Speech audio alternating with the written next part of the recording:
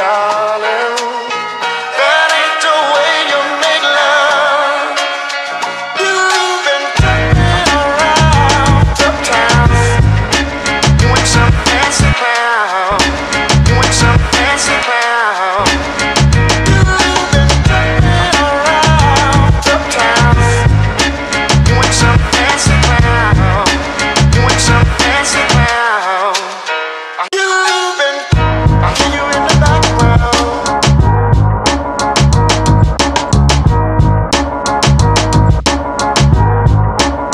Ooh, I hear you in the background.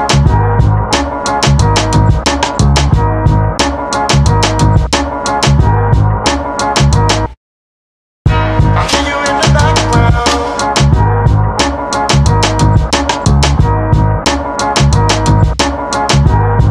Ooh, I hear you in the background.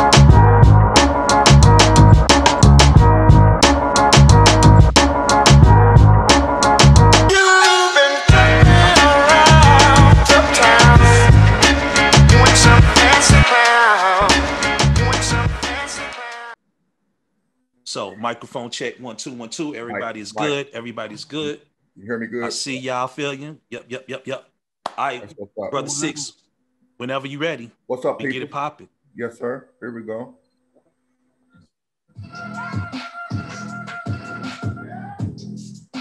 What's up? good What's up? people? What's up? Hey, Back ladies and gentlemen, What's going on? boys and girls, we back. We back. Back once again in the mix. It's it. COVID ready. Yes, sir. What It's the it do? BackAlley podcast, and we here. COVID you ready. know, COVID ready. We happy to be here. We're That's so your man. thankful. You know what I'm saying? I'm part of your host, Mike D. I'm with my brothers, Big Pat, Brother Six, and we so excited. You know, we represent 23rd all day long. Louisville stand up. The BackAlley Fella podcast is back after a long hiatus. Super happy. Brother Six, how you doing, beloved? Doing a whole lot better, praise be to Allah, man. Hey, I was down with the corona, man. I had the corona and fought through it. Still here to live to tell about it. It ain't no joke, man, but I'm glad to see you two brothers being y'all Yes, present sir. again, man. It's always good be to in the see you, house brother. again, man. It's a pleasure, man. Privilege and a pleasure to be upon you brothers, to hear and listen to you brothers once again. Pat Thomas. Big Pat, My big come on. brother. Big Pat. What's up, boy? Big Pat with the light. Big Pat with the light. Yeah, I thought, you know what? I thought I'd do a little bit of something today. I ain't gonna shine too bright, but I Yes, just sir. because you know, the truth of the matter is, it's always good to just give a little hint that we not the same. Let me just say that we not the same. That's what it is. But That's it's what always it a is. pleasure to be on here with you brothers, man. I love Yes, you sir. brothers to death. I'm looking Love you forward back. to today. Like my brother William said, I also had the COVID, and I want to talk about some personal stuff with that, and so it's gonna be real interesting today. It's gonna be real interesting today. Indeed. But yo, like everything, we always got to shout out. We always got to shout out our one and only, our brother that we miss dearly. Oh, man. Fat blood. Fat One blood. time. Reggie Smith. Rest in peace, my home. Rest in Reggie peace. Smith. We love you, beloved. One time. Yes, sir. We love you. We miss you. Miss that brother. Yes, sir. And he's one of the foundations of this podcast. He's kind of one of the reasons why we started this. This is a vision that we all kind of had at some point in time. And we just so thankful to have had moments with the brother. And we miss him all the time. Shout out to his family, his wife, his beautiful kids. You know, just everybody. Man. We just shout them out. And so Give a shout out to the Ville. to the Ville, 2/3. What's up? Yo, so What it do? what is What we getting into today? so before we do that, you know, we got a little ritual. We want to know what's in your cup. We want you to tag along if you can. Let us know. Send us a little tag and let us know what you have in your cup. It could be anything, water, cranberry, it could be whatever. Soda, pop, little drink, whatever. but put something in your cup. When we prefer a red cup, but a glass or a bottle, anything it will do. So Big Pat, what do you have in your cup, boss? I'm gonna be honest with you, brothers. I'm still at the tail end of this COVID, man. Mm-hmm. So I'm actually in a room. I don't know if you could tell, but for the listeners and the people that view, you can tell I'm in a different room. So I'm actually in a quarantine room that I've been in. So I'm up and about, but I'm still feeling the effects. But I got my red cup. And I'm telling you, that Grey Goose has been calling me. But today I got alkaline water. That's what's up. That's what. I got alkaline Brother water. Six. Man. That's what's up. That's what's up. We always need time. What you got, Brother Six? My vodka's naked. And she's doing something to me. But you got to keep them flushed. You got to keep that system flushed. Yeah. It's all good. I'm with you. I think it's called balance. I'm with you. Trying to balance it out, you know. Yeah. Trying to live one more hour. What you got? What you sipping on, Mike? Brother, I'm gonna be honest with you. Let's keep it funky. I just have some cranberry juice and lime. And lime juice. That's all I'm doing, man. I'm just flushing the system out. Nothing serious today. Serious today. Just trying to stay. A while to flush the system. So the alkaline water put my body back into some balance. Yeah. Y'all looking good, even though y'all was down and out. I'm thankful that y'all there. Yeah, man. Hey, just a reflection of you, dear brother. So, Big Pat, the elder guy. Let's start our toast off, and let's get this started. Those of you who are watching, grab your cup, your glass, your bottle. Let's do this toast. Bottles, glasses, cups that are plastic. Alleyways backwards. Perfection takes practice. Friendship turned kinship. 2/3 the street is dynastic. Now listen, the brotherhood from the neighborhood, this podcast is going to be a classic. Divine state of mind, our movement subline on the rocks. Brother, give me something strong. I can give you a mixer, maybe a slice of lime. Everybody put your drinks up. Now let's link up. It's nothing but love in this atmosphere. Peace and salutations, brothers and sisters, the fellas. We in here. Cheers. Cheers. You know, alkaline water is actually good, though, brothers. It's very good. You know, it's very good. When I first drank it, I thought, well, I mean, it's water. Water is water, but you actually can taste it. Yeah. Yes, you can. Yes, you can. Yes, you can. So, yo, does a lot for the body.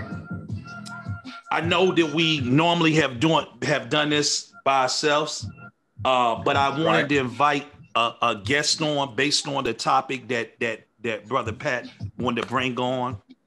Special guest. You know, I can't keep no secrets. You know, as far as I'm concerned. Never knew my dad, and so my father-in-law has kind of stepped in and been that father figure. I call him dad, and so very knowledgeable, very spiritual brother, and just a good guy all the way around. And he's doing a lot in the community and has done some things from the healthcare perspective and different initiatives. And when I told him what we was going to talk about, I asked him if he can join, and I asked Pat, Brother Six, if it was cool. And so we just want to open it up, have a dialogue. By no means are we professionals, experts. We're giving our opinions, we're giving our thoughts, but we want to open up the conversation for the Black community on this because we feel like it's important. So with that, I'm gonna bring on Mr. Marty Goens. Some call him Marty. I call him Dad.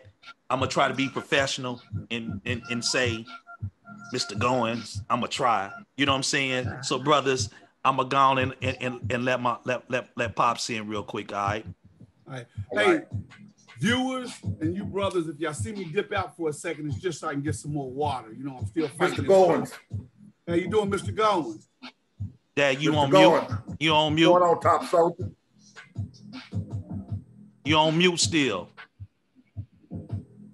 There I am. Yeah, you are. There you are. What's going on? What's up, What's Pops? up, big brother? Hey, Praise be to Allah. How you doing, brother? I'm honored. I'm just honored, yes, sir. man. Yes, sir. So, Dad, I want you. brother.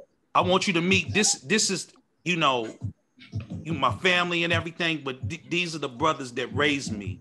You know what I'm saying? Okay. Okay. And so this is my Louisville family. These are my guys. You probably remember them at the wedding because we Right. kept the wedding on 1,000, Oh, and they was double fisted while they was on the Man. dance floor. I done got So this now, folks. right. I see you. So, And you so- know what? Y'all did what y'all call a hella job raising me too. You know, Good brother. because I Good tell brother. you, man, y'all So- bringing Yes, the sir. heat. Yeah, so I got Right. brother Six on top with the Pittsburgh, representing the Pittsburgh, and then I got the elder, Okay. our elder brother. He's our big brother, in a lot of different ways, and so Okay. and so we look on. So brother Pat down at the bottom with that light shining. You see that little G Okay. right there, or that big G, that little light that's shining. So with that, Pat. We done did our toast. We done did it. You wanted to do something because we were going to do something different. You wanted to talk about something else. So, brother Six, if you kill that music, we gonna get into it. But how you Any introduce news out it? the alley? Yeah, there you go. Yeah, is there any news out the back alley that's coming down? Yes, Have you heard anything coming?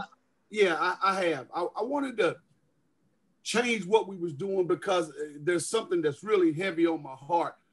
Is it Goens, brother Goens? Yes. Just call me up. I'm glad that you joined us today. I'm really looking forward to discussing this. Nice having you there, brother. But Yes, sir. I'm noticing something that's really disturbing to me. Okay. I want to kind of frame this up, Mike, as a general conversation. I don't want to be on a platform or nothing. I want us to have an open conversation because this is bothering me. Speak your speech, brother. So I'll start it out first with just kind of what's bothering me, and then we can all chime in. Okay. The feelings that I'm having. So those that didn't know or haven't didn't hear us earlier or just coming in, I actually had the COVID-19. Okay. Looking at how I felt, you're looking at a 32-year Army veteran that has been to multiple combat tours, and there's a 3-day period that I lay, and I'm gonna show y'all something real quick. I told Brother Mike I wasn't, but I'm thank you. But I'm in a thank you, but I'm in a room that I've been quarantined in. Okay. I laid here and I literally had 3 or 4 days. I pray every night, but that I really asked God to let me live another day. That's sick I was. Wow. In between the times that I was sick and as I got better, I was on Facebook and social media. And our people at clubs, at parties with no mask on. And it just hurts me to my heart. Because, Mike, I always got to throw a couple of statistics out there. And then Please do. I know you was. But since February, 1 in every 1,000 Black Americans that have got COVID have died. That's about 40,000 people, African Americans, that have lost their lives. And the last thing I'm gonna say on that is, if African Americans had the same mortality rate that white Americans have, we would have saved 20,800 Blacks from not dying. Not taking this serious. And in my opinion, this is my opinion, because so many people have gotten it and it was only like a cold to them, kind of just brushing it off. The topic that we need to discuss, whoever wants to chime in, I just hate to see that we're not taking this serious. Now I'm with you. And Dad, just so you know, the way we try to flow this is that it's just a conversation. We gonna get in and you know how we do when we talk, that we gonna butt in and I'm gonna cut in and so forth. So I'm Six, down with it. So Six, real quick, I know that you also had COVID as well. Yeah, man. So talk a little bit about that as well. Bro. Just on a personal note. Before you, I didn't hear you. What did you say, Tom? Sure you tell them about that one moment you told me about. That's important. While you had the COVID. About the when I had given up. Yeah. There was a, I called it too. This is, let me break down the situation so I can kind of draw you all a picture. What had happened was me and my brother, me and Thomas here, we'd go out, we'd go to the store and back home. We wouldn't go any place where it was a crowd of people. Long story short, the rules we followed to a T. Every time we went to the store, we had our mask. We had double mask up. We had gloves. We had hand sanitizer. Everything we touched, we sanitized. We stayed 6 feet. We came in the house doing the same thing. Now, to ride the horse's back on what Pat was saying, it hurts to see everything else is going around us and for us to catch it. The scariest thing is being up in age and having asthma, high blood pressure, diabetes, overweight, statistically out of shape, not doing anything about it. For me to catch it was a very scary thing for me. So I said I would vow not to catch it. I would do my very best not to. And to see that was upsetting when I caught it. And when I caught it, my brother's wife caught it first. We didn't know where it came from. Then I caught it. Then this brother caught it. So everybody in the household had this. We taking care of each other, just passing it back around, man. So it was a terrible feeling. One day, I had an episode on 2 days where I got so sick and so down. I got up out of bed because I couldn't lay because my body ached and I was shivering so bad that I had to get up and move.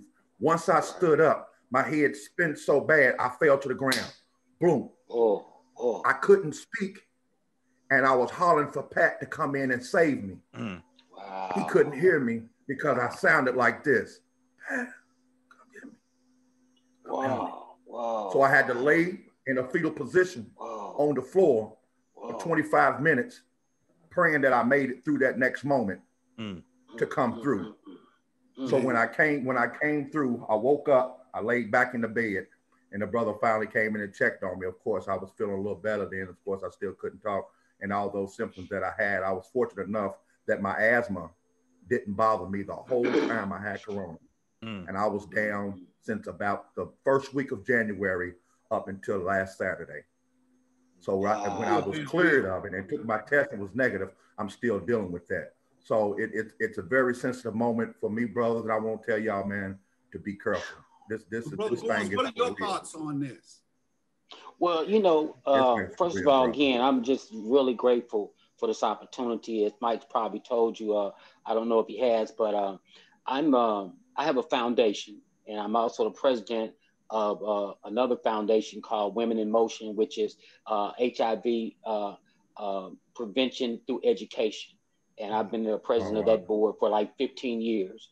I worked in the healthcare field for at least that, maybe for the state. I've trained state workers. I know the ins and outs. I have a background in psychology, worked in this. And the reason why I'm saying this is because I have begun to see something that speaks exactly to what you brothers are talking about. And so I'm launching a campaign, starting not just with you guys today, but hopefully I can team with you and other organizations to educate. Okay, Yes. This is where it starts out. Yes. Yes, sir. What I see is a number of dynamics happen.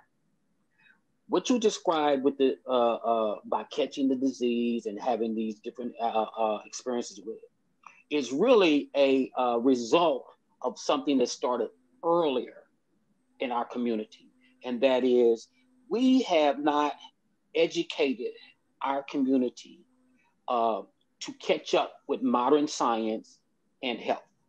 Okay, we have for years relied upon other people to tell us about our health. Okay, some of it we listened to, some of it we didn't.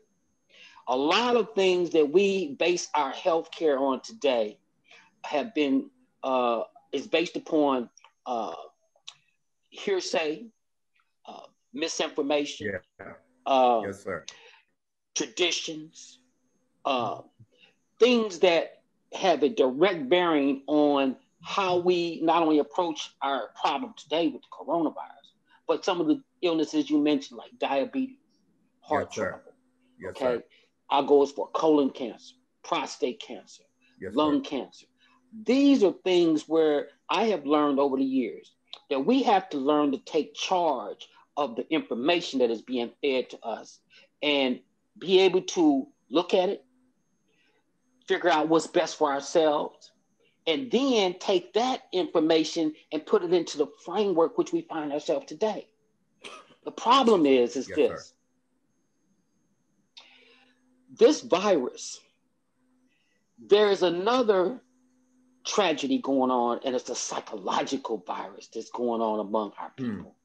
Walk with it, There brother. is Walk a with it. tendency Come on. to adhere to conspiracy theories, to keep looking back and reflecting on past, and albeit not minimizing it, not justifying it, racial, systemic problems with healthcare in the African American community. We all know about some of the more, famous things like the Tuskegee experiment and so forth. But Yes, these sir. things we've Well- carried into the future and have made us extremely skeptical of anything we hear coming out. And so this makes our minds ripe for conspiracy theories. Conspiracy theories by nature denote a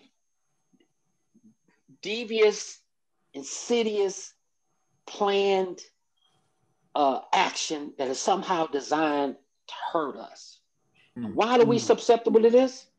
It's because when you have something as insidious as a virus, where nobody knows where it's at, and you said all these different actions you take, it's like, what's going on? It gives you a feeling of powerlessness, insecurity. What a conspiracy theory does, right or wrong, it gives you something tangible to look at to bring back some power. This is why I feel that way, and if I can get rid of that, I've got control. Yeah. Albeit it may or may not be justified in evidence, it's a psychological desire to survive. Okay, it's like a psychological antibody. Now, this is important for this reason. One of the things that we do not understand is the pathology of disease. Most people don't. And it's kind of really very complicated. So automatically, when you start talking about that, people are going to like, I don't know what this is. I don't understand it. So this mentality that as long as it hasn't happened to me, somehow or another, I'm either immune to it or it's a hoax. And when these things start getting passed around among people, then other people who feel the same way will gravitate to that feeling. And this is why you have this massive hoax about it, this massive disregard for it. And obviously we become consequential. Yeah. People get it. Now, without going into a lot of detail, when you're talking about a pathogen, HIV and coronavirus are very similar. And I've been dealing with it for 15 years. Both of them are viruses. Hey, real quick, I'm gonna let you come back, but I'm also gonna bring that Sandman on you too. Okay. From time to time, I might have to snatch you up because I know my dad. Listen, I know my dad. He can go he like never seen me. A 5-minute conversation. He ain't never seen the conversation. No, I appreciate that. No, appreciate that. No, go ahead. Go ahead. Go ahead. Stop. But let me throw this in there real quick, Mike. But in saying that, because me and go ahead. I know. Me and Mike started to talk about what we was going to talk about today. 30 minutes later, we still debating. And for everybody that's listening, if y'all been watching us before, y'all know me and Mike kind of go at it. I don't know what it is. Something happens, but we kind of it's the big brother, little brother, complex. You always got to fight up. 6 know what I'm talking about. You always got to try to fight up your weight class. I'm gonna test your thing. So we gonna quit. Right. So before he gets in, I want to throw this in there real quick because go ahead, Pat. You get the first jab in, you win the fight. Sometimes. As I look back to the conversation we had yesterday, and all that, and Brother Goens was talking about it, our fears. My question to you guys are being hypocritical. Because you can say, historically they've done Blacks, African Americans wrong in the medical community. This now. As soon as you get sick, you go to the doctor. All they do is wrong, but they take a flu shot. I ain't gonna say no names, but I know at least 2 of us have been in the military. I did 32 years, somebody else did 20 years. I know for a fact you took vaccinations and stuff because it was mandatory. Well, let me tell you, because you're talking about me. You're talking about me.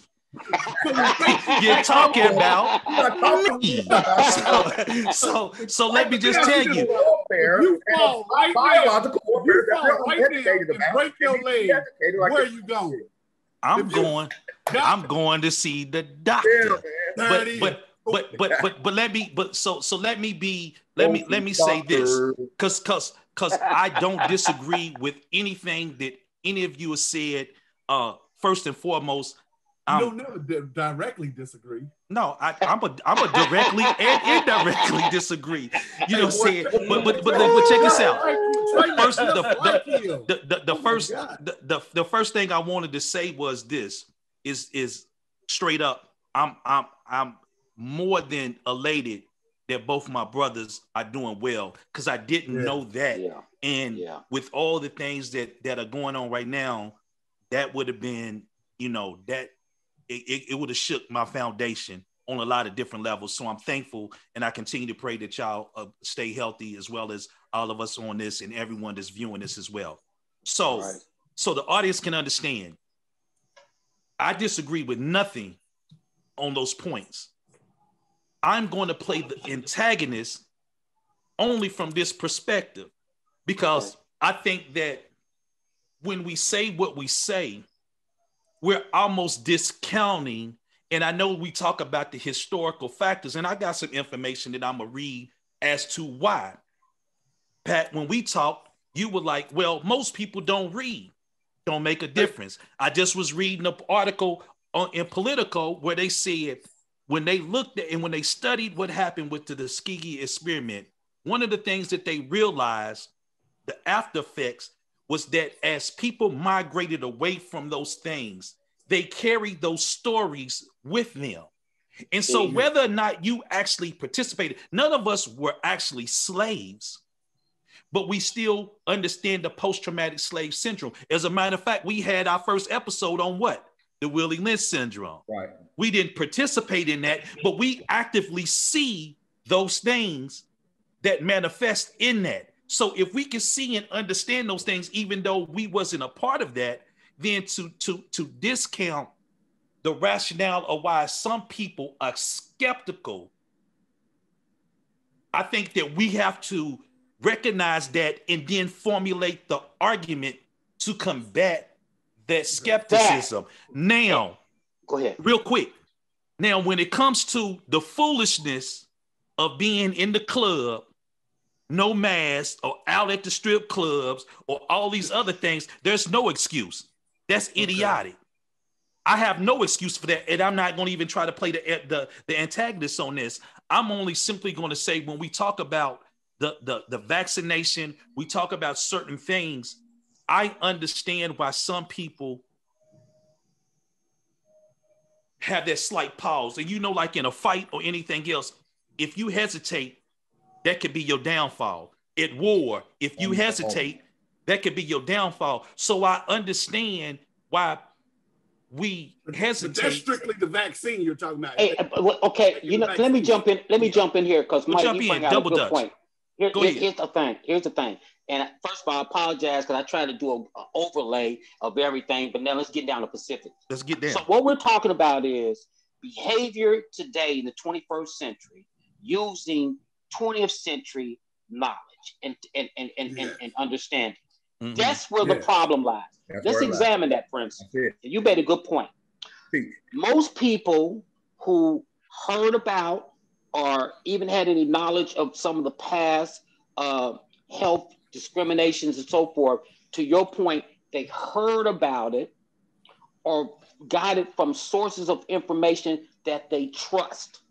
So a lot of our information as we were growing up in the 60s and the 50s and so forth came from our parents who we trusted or people in the community. Mm-hmm. So that validated it to us that, well, it was like my eyes right on it. You said we could see it. Okay, yes, we could see it. But here's the problem. Today in our society, we have what we call deep fake. Okay, we have this idea now that we can change what we see because we have new tools like Facebook and even printed media. So now the information that we get is not firsthand. So what happens is it's like the group dynamic of it is this. I tell you something, you pass it on, then you pass it on. By the time it gets 2 or 3 generations down, some very important nuances have been lost. I'm gonna give you an example. What's the example? What's that? I have researched up and down to try to find out a very consistent thing I hear about the Tuskegee experiment. And I got a counter for you. Actually believe that they gave Black people syphilis. Yeah, I'm gonna be honest. I can't find it. I cannot find anything that has verified that. What I do understand about it, when you study the pathology and the epidemiology of the disease, is it existed in the community all along. Matter of fact, they didn't even know what it was. Right. The injustice was that, in fact, that they wanted to study the pathology of it, like theology. They needed somebody to grow, to carry it and die, so they could understand how it progressed. Now, I won't get into the racist part, but here's the important thing: if I believe that these people gave me a disease, then I can, or gave our ancestors a disease, then I can transpose that to now. Well, they giving us this, because I don't know the facts about it. But hold on that. So you're right. That's a key point. But see, if we don't tell the whole, we don't tell the other story. We don't tell the whole other part. Then we go, yeah, I'm about to go in. I'm playing the antagonist. So you're right. They didn't. Those men had syphilis, or what they call bad blood. They volunteered. They didn't know what they were volunteering for. But here's one of the key points. There were Black doctors and nurses at the Tuskegee University whom they trusted that participated in that. So they openly knew that they were not going to treat these Black men for the disease that they had. And it was supposed to go for... You jumped to assumption. No, I ain't jumping for them. How do you know that they knew and they themselves were not being misled? Because it was the documents that they had when they put the information out in the studies that they did tell you that they openly understood that and they participated because they were getting funding. So it's the documents that tell you this. Now, it's the documents. Hold, here I go, and I'm gonna finish. It was the documents that tell you this. So what I'm seeing is that when it was supposed to go for 6 months, they allowed it to go longer, and they never told these people. And even when penicillin came about, they never gave it to them because they wanted to see it out. And then they rotated students, Black students, medical students, throughout that program in order for them to also study this. So now, when you transpose that piece, no, they didn't give it to them. But here you have people that are sick. We know the statistical data now about the inequities in the medical field for Black and brown people. You transpose that and say, when they were supposed to, they never healed. Okay. They allowed those things to happen. And so forgive me if my skepticism may be on 10. Okay. So T, let's follow your line. Let Pat get in. Go ahead, Pat. Go ahead, Pat. Go ahead. I did something for brother, just for you, Mike. So for all the people that are watching this, at this point, we're mainly specifically talking about the vaccine, not necessarily the virus. We're talking about the vaccine. So we've kind of jumped a little bit. Okay, and that's fine. But in the conversation that I had with Mike yesterday made me get on my old Sergeant Major stuff. So I said, get it. Because Mike be on point. So let me do a little. So here's what I did for you, brother. Go ahead. First of all, we're missing. Don't say first of all when you're talking to me, Pat. Okay. I'm sorry, but I need you to walk with me, though. I'm walking with you. I need you to walk with me. I need all you to walk with me for 1 quick second. we're missing a whole generation or two. And when I say that, hear me out. Okay. Mike, you're the youngest of us, all of us on here. I truly believe, and you're how old? 49. You're the last generation that had true, and people that are listening, don't take this wrong when I say it, I'm gonna say it for face value. Parents and grandparents teaching and talking. After your generation, there was 12 and 13, 14-year-olds getting pregnant, was grandmothers by 30. And I'm not knocking that, but what I'm saying is, Mike, to counter what you're saying, I did a little test. I talked to 14 people between the ages of 21 and 20.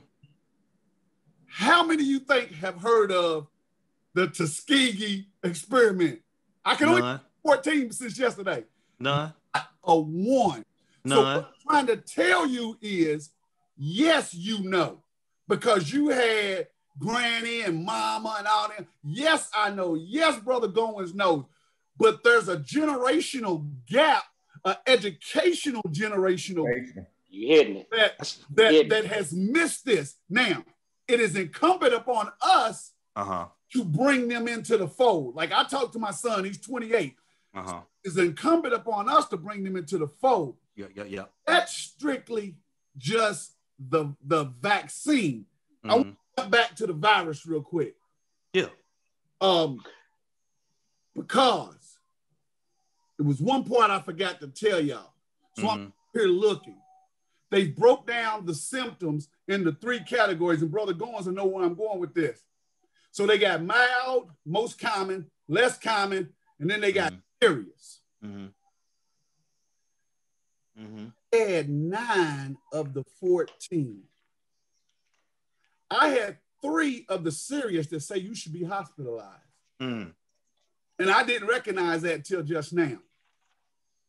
Part I didn't tell you is about 3 or 4 days before I actually got diagnosed, I was having some severe chest pains, and I took myself to the emergency room because I thought I was having a heart attack. But I'm now looking at severe chest pains and pressure are one of the major symptoms of the coronavirus, because about 3 days later, I got diagnosed with the coronavirus. But anyway, so my point that I'm getting at is the question still hasn't been answered. Why are so many of us, and I'm not on just black race, I'm not beating down, I'm concerned with our race, because that's we have to that's where we at, right? That's where we at. That's the bottom line. They're not going to fix it for us. We're going to have to fix it. Is it that as soon as they lifted some of the restrictions, we was right there in the clubs, we were dancing. Why is it 6? Please. Let me jump in. I got to jump in on this. Because here's what, Mike, so, and he just brought it out. So y'all gonna come at me. Y'all just come in. I'm ready. I just want to know y'all just coming at me. I didn't even serve in the armed forces, but I'm gonna use a term. We can ready flank you on this one and come from both sides. Now check this out. Check this out. Watch me work. You said that when you talked about the apprehension and the reason for people having distrust.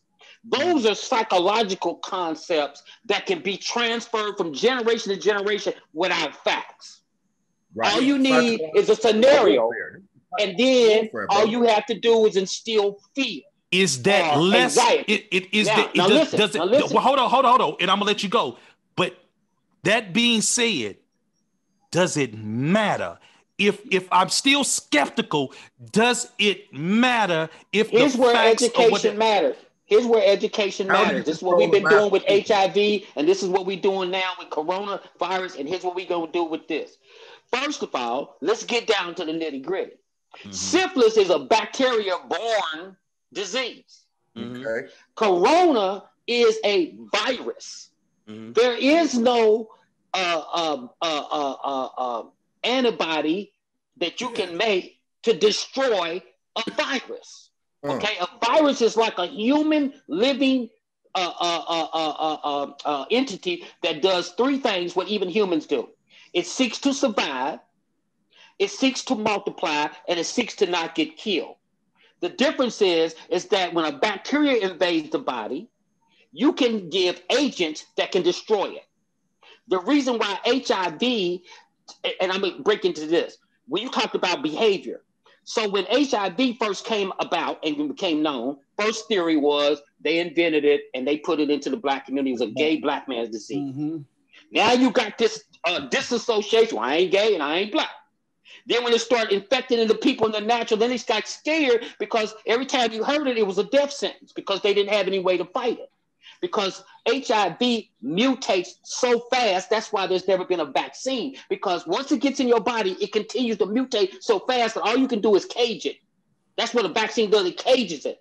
And then the smaller you can make that cage, the less likely it can overrun your body. The body always sends out antibodies to destroy anything. The body can destroy anything given enough time if it's not overran. So the point I'm getting at now is when you get to the coronavirus, it's the same thing. If you've had a cold, you've got the coronavirus in your system. The problem is that when it mutated into COVID-19, the body with those spike cells could not overrun it, and that's where the inflammation came about. So the vaccine is designed to encapsulate those spike cells on the virus so that it can't into these other factors. The point I'm getting at is this: the education and of how these things work will affect how we behave. People, when I was growing up, man, when we talked about, we called it the claps and all of that, right? Mm-hmm. So by see now, mind you, we know about penicillin. So you practice unsafe behavior because all you had to do was run down the Bell Flyer. Somebody said, "What? You burning? Yeah, you better go on down there and get that shot." When you got that shot, what did you do? What did you do when you got that shot?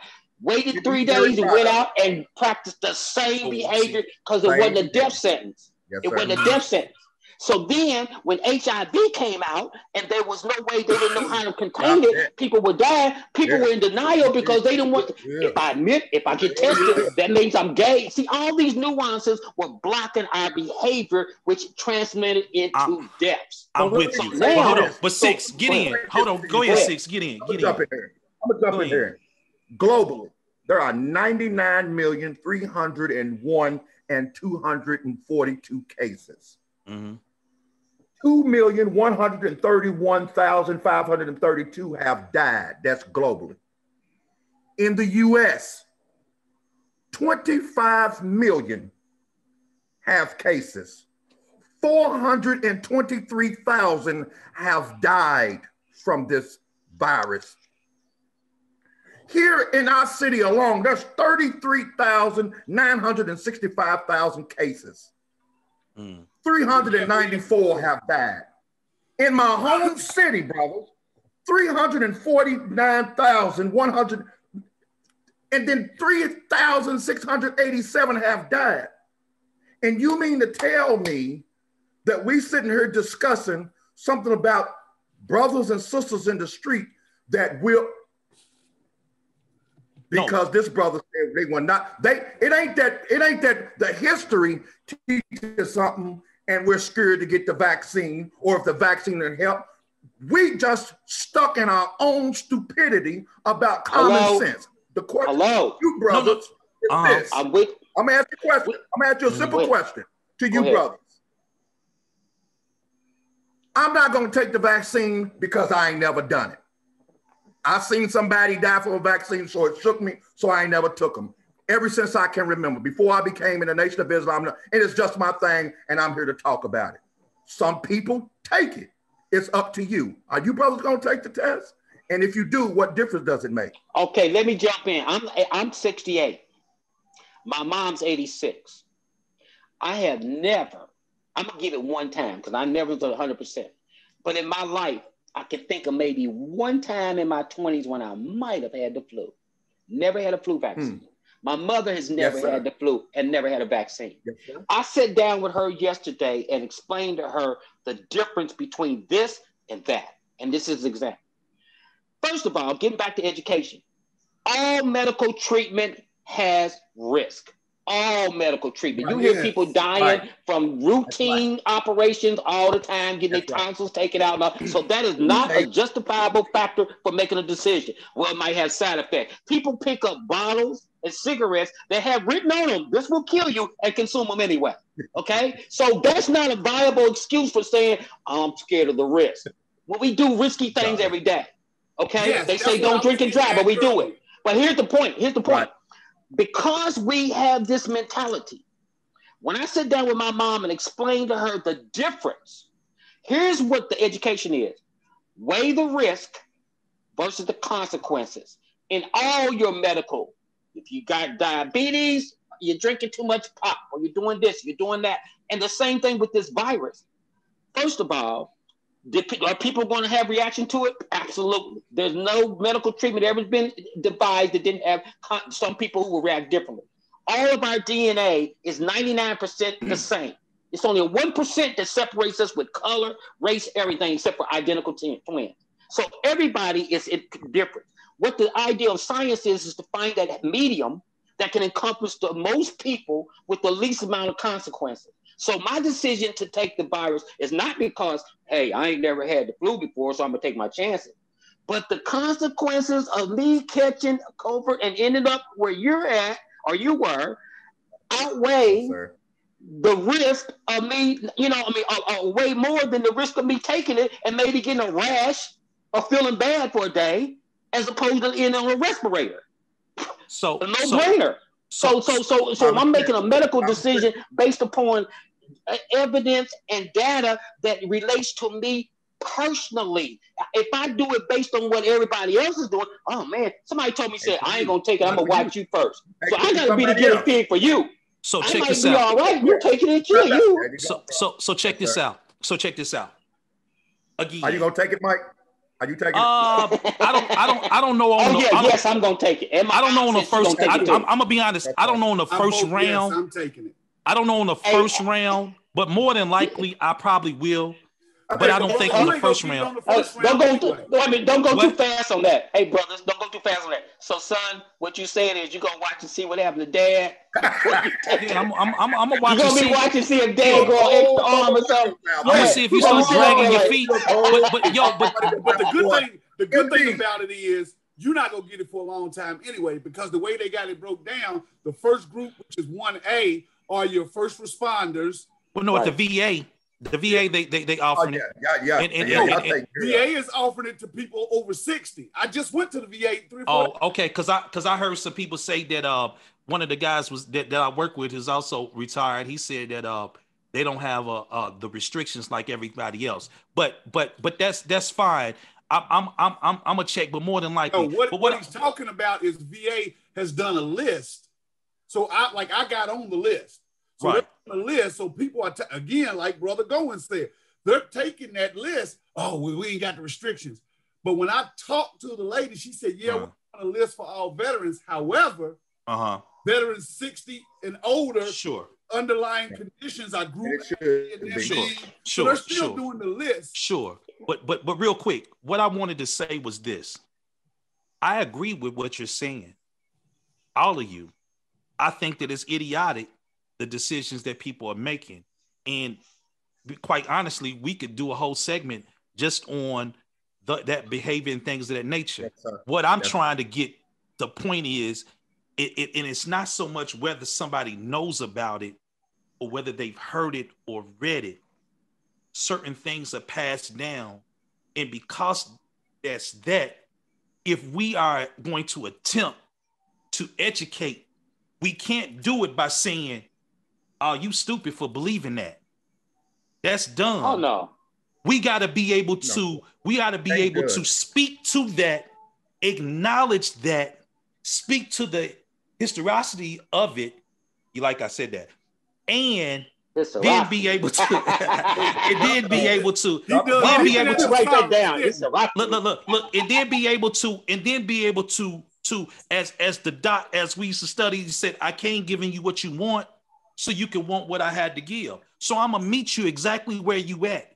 and I'm going to acknowledge and say, yes, I can go to this medical apartheid and I can read you stuff as this breaks down about some of the atrocities and some of the things that have happened and continue to happen. So I acknowledge that.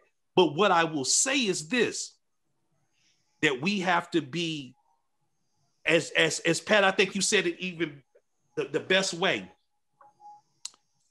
If, forget a virus, forget all of that.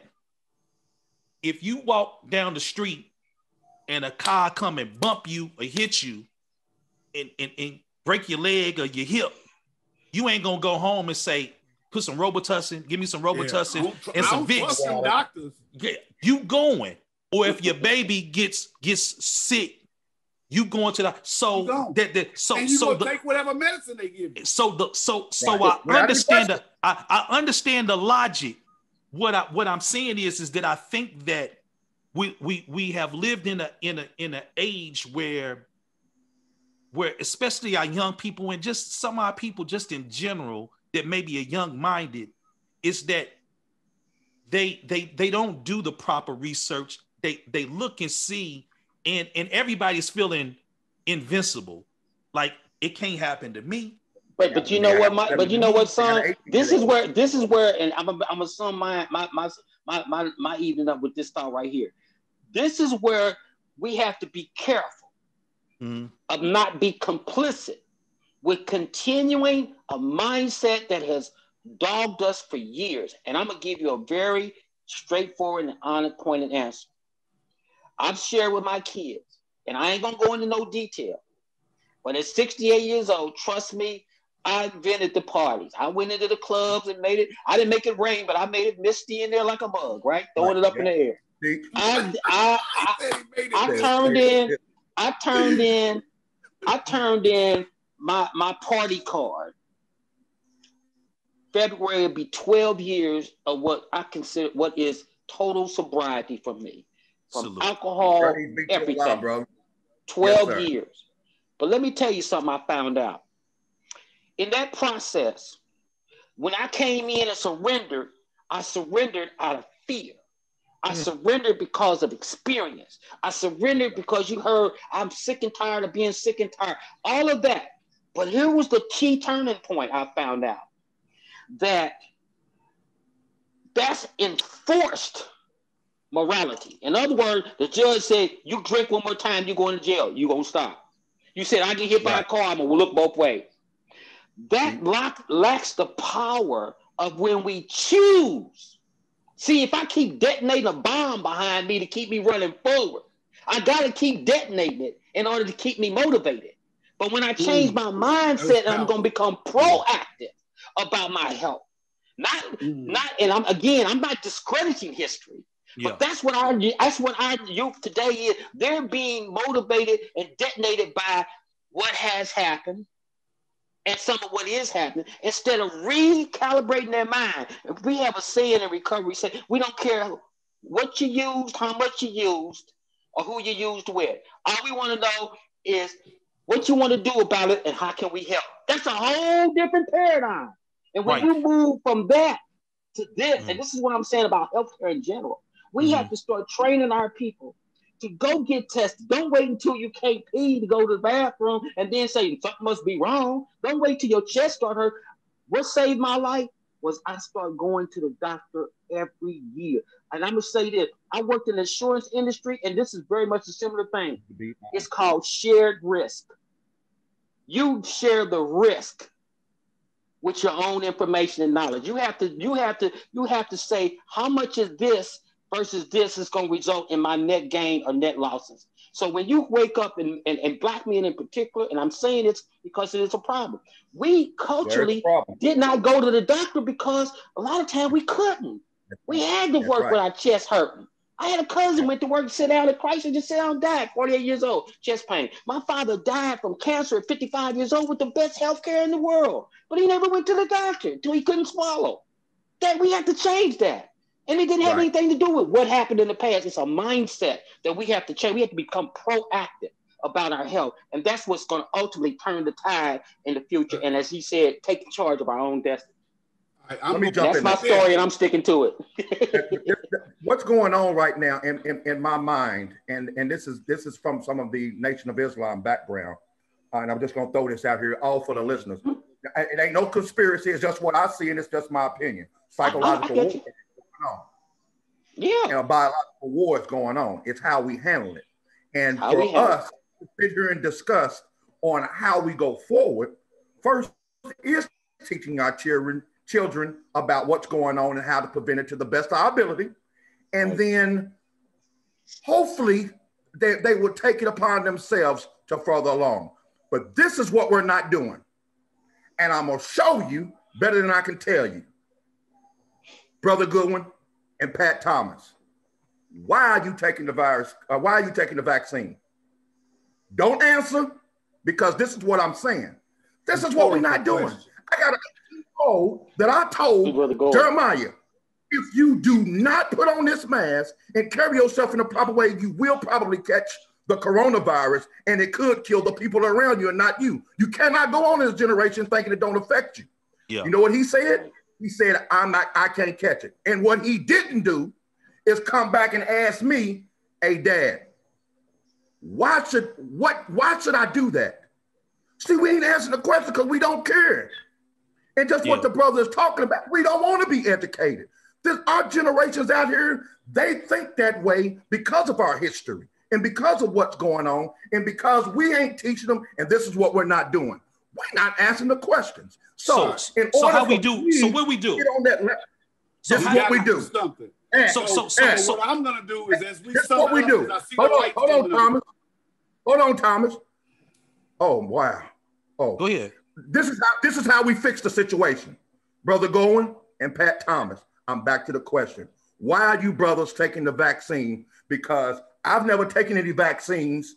And I would like to be educated on why I should, because you brothers, especially you, Brother Goen, you decided to finally take it. Pat, you've always taken it. Could you please tell me how? See, we're not doing that.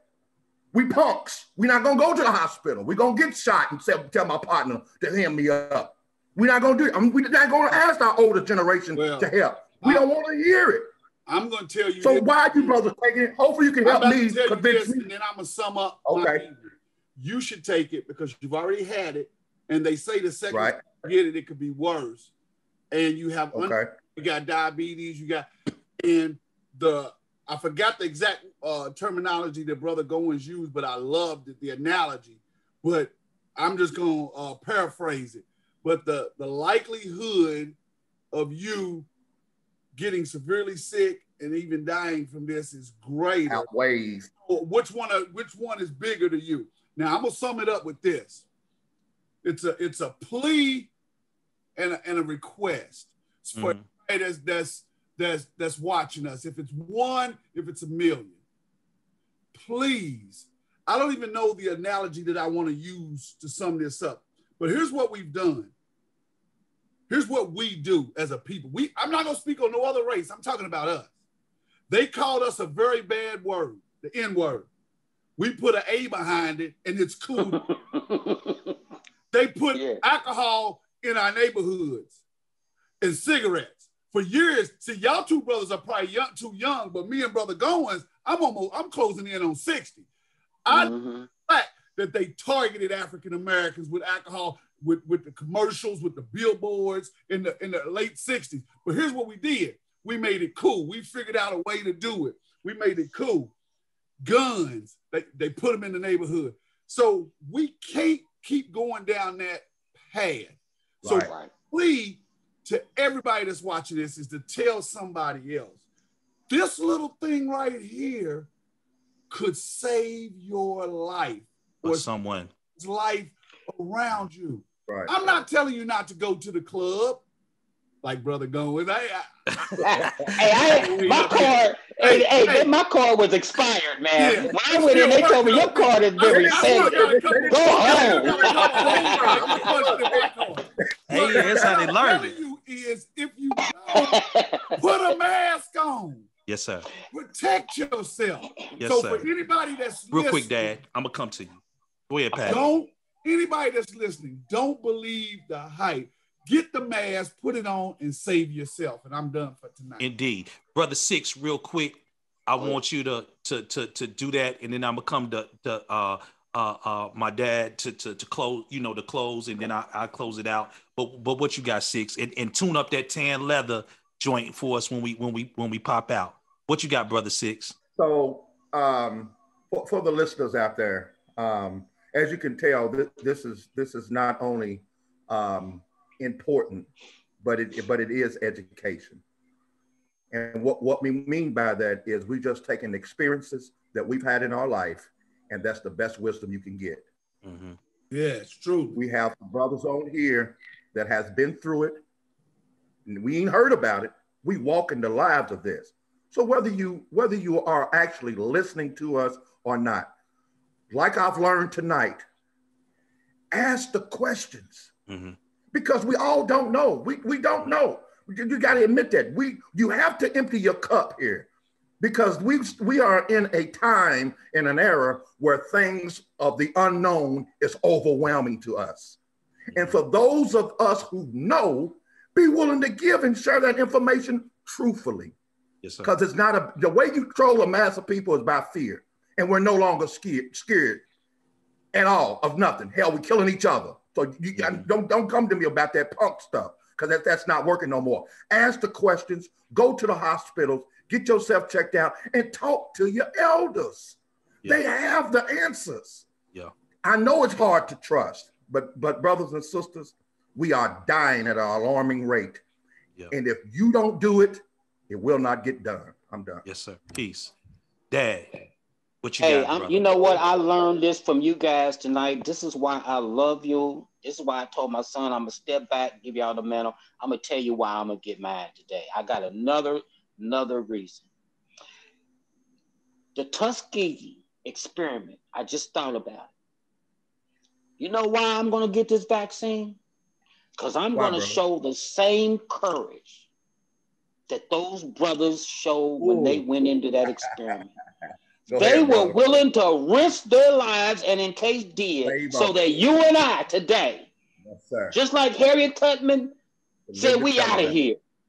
Yes, sir. Okay? In other words, if for no other reason than to show my people and young people that I'm willing to take the chance, because I'm 68. I'll go do it for you. Not because, see, I'm like you. I've never had one. I feel pretty good, but it's important that I make a definite demonstration to all those who are listening that I'm going to use the Tuskegee experiment in another way. I'm going to cite the bravery of the men who went into there on their own will. Yeah. So that you and I can be safe today. That's why I'm going to do it. No, that's love. I appreciate that. So that's love. Yes, sir. So I'm gonna end it. So hold on, Mike. I want to appreciate you, brother, for that, because you just taught me something that I've been preaching and never done. I just talked about my 18-year-old not listening to me. Don't talk about it. Be about it. So maybe I need to show him that, hey, I'm not going to take it if my dad don't. You know what I mean? And so that's just... That's what I'm saying, Yeah, okay. No, that's wisdom. That's wisdom. That's wisdom. No more. Yeah, y'all exactly. That tonight. Hey, beginning of this conversation, I did one. How about and I never knew it. Do it if my big brother do it. I've been telling you for the last 2 weeks I was going to take it. Look at that. Look at that. Look at it catching fire. Still ain't listening to me. Yeah, that's how. But that's how God works. Wrap it up for me, baby. So this is this. Hey, brother Pat, man, y'all, hey, you too, bro. Thank you, bro. So this is how we gonna break it like this, and I appreciate this, because this is the way that we always hoped it. We talking over each other, but we having conversation. This is real, and Dad, thank you so much for coming on, brothers. Thank you so much for allowing my dad to come on. I really appreciate that.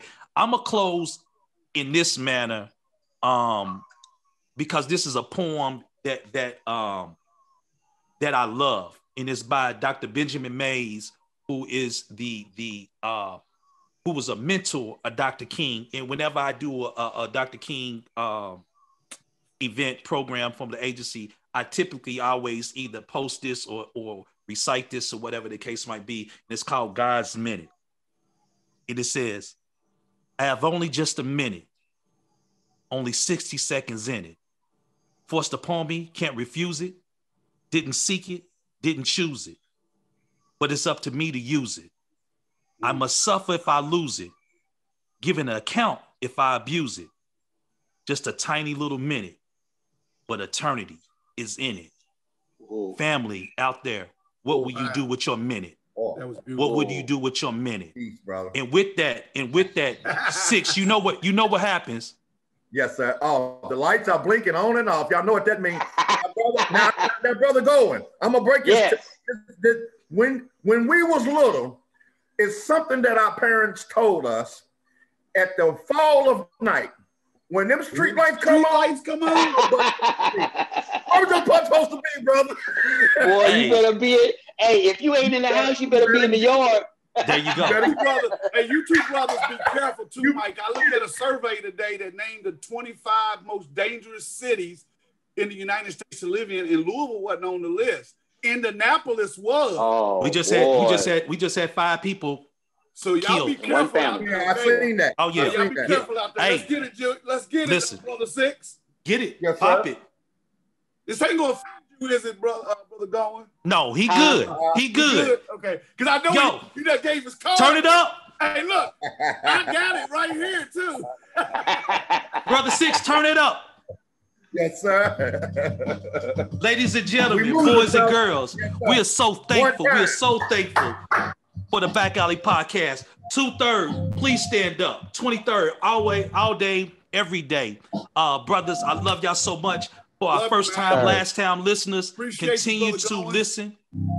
Continue Honored. to vibe with us. Glad to have you there, brother. It was a pleasure Yeah. meeting you, brother. We'll invite you back on. We'll have Yes, more sir. dialogue. We'll have Yes, more sir. conversation. Love it, I would man. sing my song, but I don't know if they want me to do it. Yeah. If you do it to the music, don't do it if you can't do it to the music. If you a rapper, Let me see. Turn it down a Go little ahead. bit. Turn it down just a little bit. Let me see if I can get it. Okay. And we gonna go out just like this. Come on.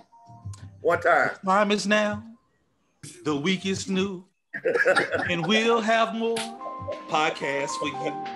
And you'll have things you want to talk about. We will too. See you later. Peace, you.